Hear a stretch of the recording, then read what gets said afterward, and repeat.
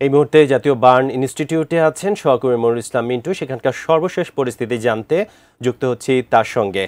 মিন্টু, আমরা যেমনটা বলছিলাম যে মৃতের সংখ্যা ২৭ এবং যারা সেখানে চিকিৎসাধীন রয়েছেন তাদের অবস্থা কি, ডাক্তার কি বলছেন?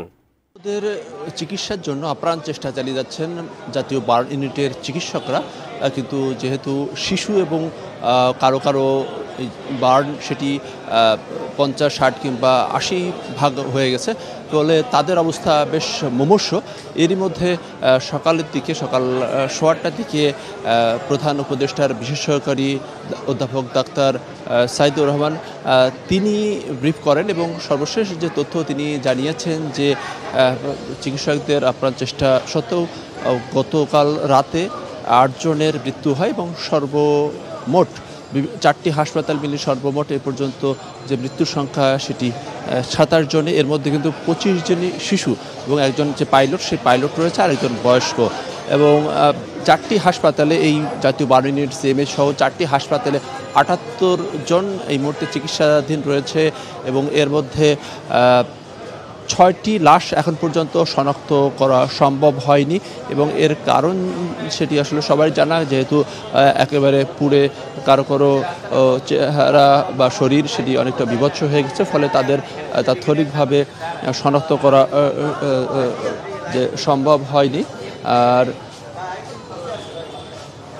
সেক্ষেত্রে সাইদুর রহমান তিনি যেটা জানিয়েছেন যে সকাল পর্যন্ত ২০টি লাশ সেটি হস্তান্তর করা হয়েছিল পরিবারের কাছে এবং যে বাকি যে লাশগুলো সেটি হস্তান্তরের যে প্রক্রিয়া সেই প্রক্রিয়া সেটি চলছে।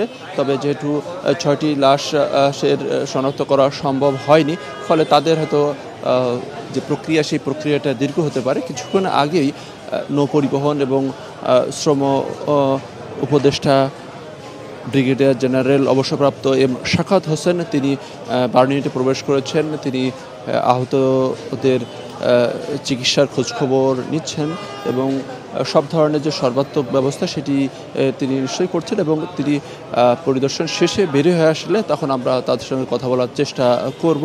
এখন পর্যন্ত যে অবস্থা সেটি হচ্ছে যে চিকিৎসকরা আপ্রাণ চেষ্টা চালিয়ে যাচ্ছেন। তবে আরেকটি বিষয় জানিয়ে রাখি যে গতকালকে এই মর্মান্তিক দুর্ঘটনার পর থেকে কিন্তু রক্ত দেওয়ার জন্য কিন্তু গতকাল থেকেই সাধারণ মানুষ তারা ছুটে আসেন এবং আজকেও অনেকেই রক্ত দেওয়ার জন্য এসেছেন।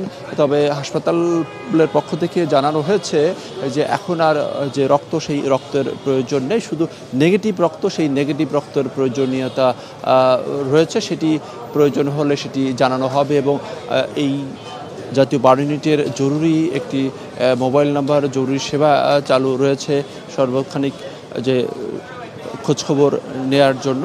আর সব কিছু মিলিয়ে এখানে আইনশৃঙ্খলার বাহিনীও সর্বাত্মক রয়েছে, বিশেষ করে সেনাবাহিনীর সদস্য, পুলিশ, আনসার সহ রয়েছে, যাতে চিকিৎসার ক্ষেত্রে কোনো ধরনের ব্যত্যয় না ঘটে, কোনো বিশৃঙ্খলা না হয়। এবং আমরা গণমাধ্যম কর্মীরাও যে বার্ন ইউনিটের যে গেটে সেই গেটে অবস্থান করছি। আর কিছুক্ষণ পর হয়তো বা শ্রম উপদেষ্টা ব্রিগেডিয়ার জেনারেল অবসরপ্রাপ্ত এম শাখাওয়াত হোসেন তিনি পরিদর্শন শেষে বের হলে তার কাছ থেকে আমরা সর্বশেষ আপডেটটি নেওয়ার চেষ্টা করব।